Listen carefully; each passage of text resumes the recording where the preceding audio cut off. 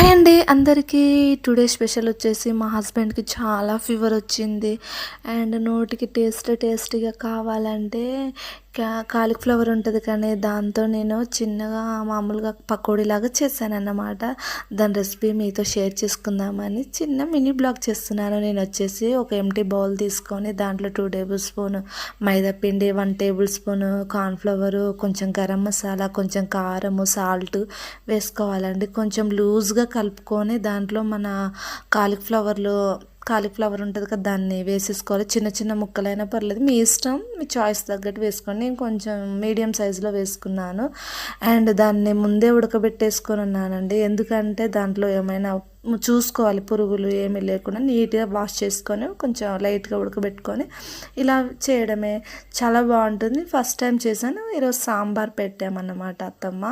అందుకే మీతో కూడా ఈ వీడియో షేర్ చేద్దాం